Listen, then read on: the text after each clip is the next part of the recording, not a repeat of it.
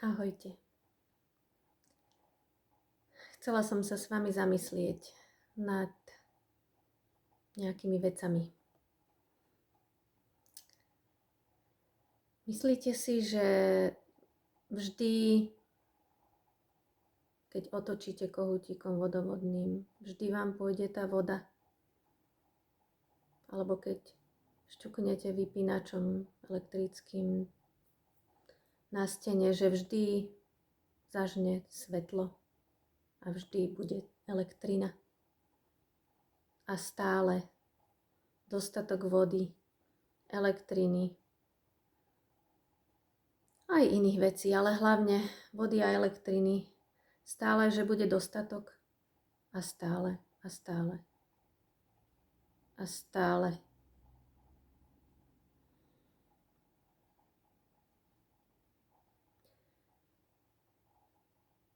Globálne oteplovanie spôsobí, že určité oblasti Zeme budú neobyvateľné. V určitých oblastiach vyschne zdroj pitnej vody, alebo z iných príčin budú tie oblasti neobyvateľné kvôli prírodnej nejakej záťaži, počasiu, ktoré bude komplikované, alebo proste nebudú sa tam dať pestovať plodiny, aby sa tí obyvatelia tam uživili. Ľudia budú migrovať a sem prídu ľudia, ktorí budú tiež chcieť tú vašu pitnú vodu, ktorá vám ide z toho kohútika.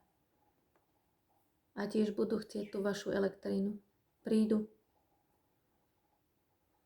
Ľudia pôjdu do oblastí, kde toto je a je toho relatívne dosť a je to dostupné a prídu si to pýtať. Ľudí tu na tejto zemi je veľmi veľa. Mnohí to už teraz nemajú. Takže prídu a vy to budete musieť s nimi zdieľať. O tom aj nebudete mať vy. Vy si myslíte, že keď si vybudujete niekde v nejakej urbanistickej oblasti, industriálnej, proste v nejakej obytnej zóne, že keď si vybudujete svoj dom a nakúpite si tam všetko, čo tam potrebujete,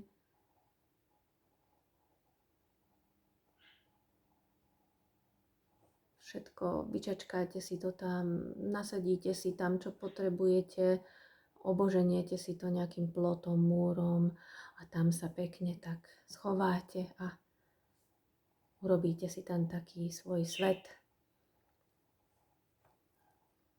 že to už je hotovo, že to je bezpečné, že vám to navždy zostane a nedaj Bože teda vašim deťom. Lebo prídu ľudia a budú chcieť to zdieľať. Budeme sa musieť deliť.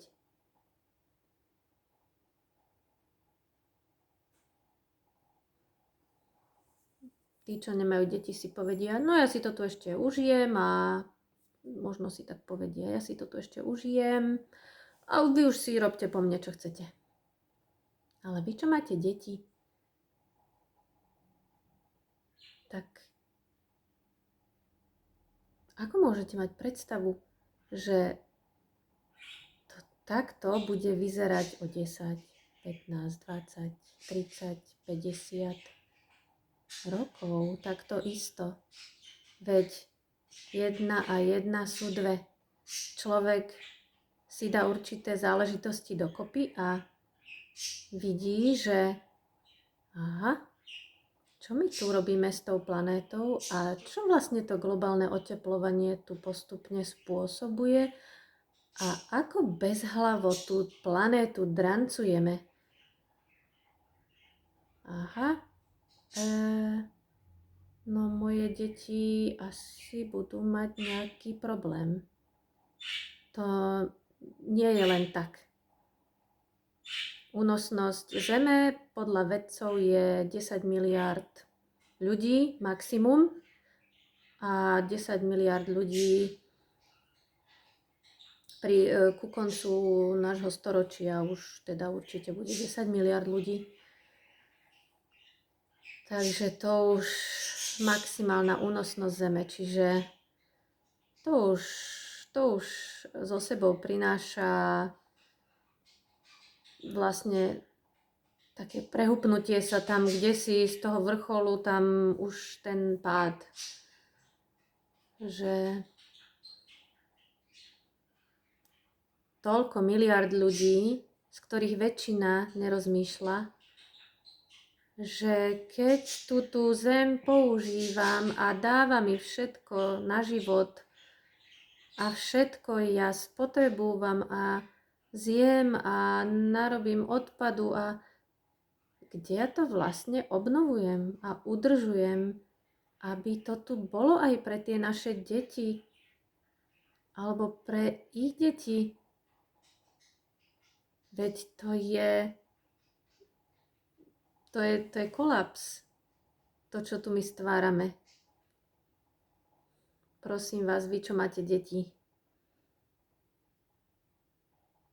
vážne začnite brať vážne to, že tie deti proste ako sa na vás pozrú, keď budú dospelé, alebo oni budú mať svoje deti a ten svet bude vo veľkej ekologickej kríze. Ako sa na vás pozrú, že prečo ste s tým nič nerobili, prečo ste žili, ako keby nebol zajtrajšok. Prosím vás, ľudia, čo minimálne tí, čo máte deti, vám to je jedno? Také maličké deti sa vám teraz rodia, také krásne bytosti, plné nadšenia do toho života. A vy im tu necháte taký obrovský batoh, záťaž, obrovský batoh problémov, len preto, lebo ste si chceli užívať každý deň a mať všetko to, čo aj nepotrebujete a spotrebovať to neskutočne rýchlým tempom. A neuskromnili ste sa. A ešte sa tým deťom usmievate do očí. A tak ich posielate do toho sveta, že choď maličké. Bez toho, že by ste sa na chvíľku zastavili a zamysleli, že aha, počkaj, veď keď ja tu budem všetko takto chcieť bezhlavo, a absolútne nič nerobím pre záchranu života na planéte, ale bezhlavo všetko chcem a chcem. Tak asi tam je nejaká nerovnováha. Asi sa to niekde musí ukázať. Niekde sa to musí odraziť.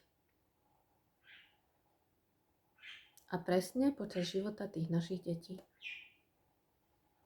Ale veď oni sú také krásne, maličké, urobme si ich.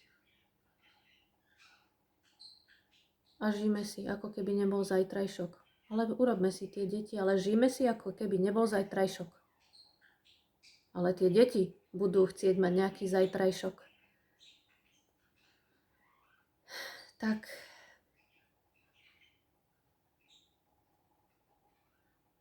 Tak im ho začneme tvoriť krajší. Uskromnite sa, nenakupujte.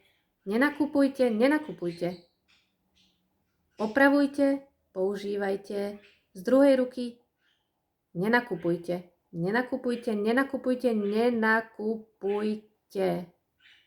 Prestaňte nakupovať veci, ktoré nepotrebujete. Kvôli vašim deťom. Nechcete vedieť, ako to tu bude vyzerať, keď vaše deti budú dospelé, alebo budú seniori a budú teda oni vidieť, ako žijú ich deti.